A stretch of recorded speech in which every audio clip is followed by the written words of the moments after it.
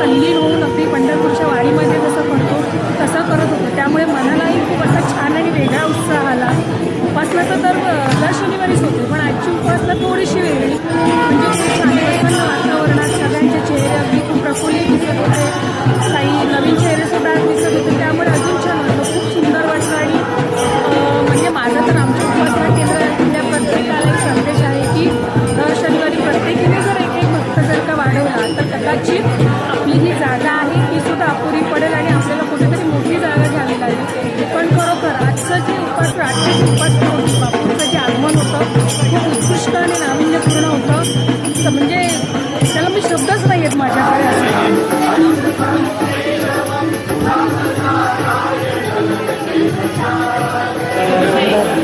आज एकदम प्रसन्न वाटते बापूंची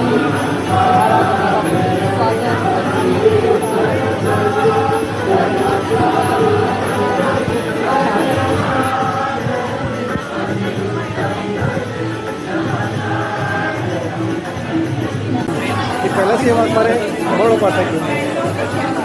मी एक 18-20 वर्षापासून उपासनेला येतो गौड केंद्रामध्ये.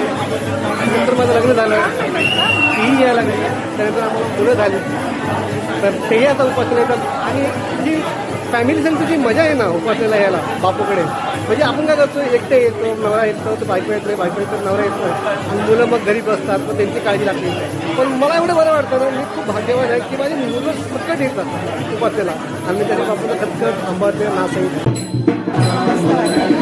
आज मी कधी नाचली नाही, पण मी आज त्याच्यामध्ये एवढी नाचली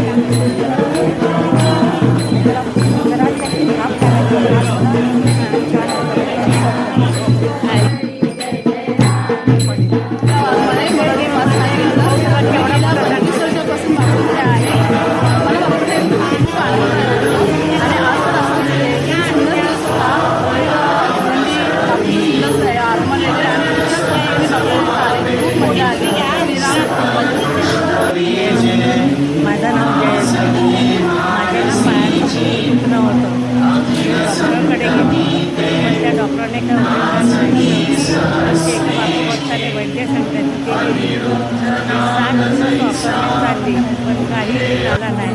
7व्या दिवशी मी वापर नेल्याने बापूच्या पुढ्यामध्ये आपटला आणि बापूला म्हटलं उभं करायचं असेल तर कर, नाही तर तुझ्या चरणाजवळ मला दे. दुसऱ्या दिवशीपासून मी उभी राहिली.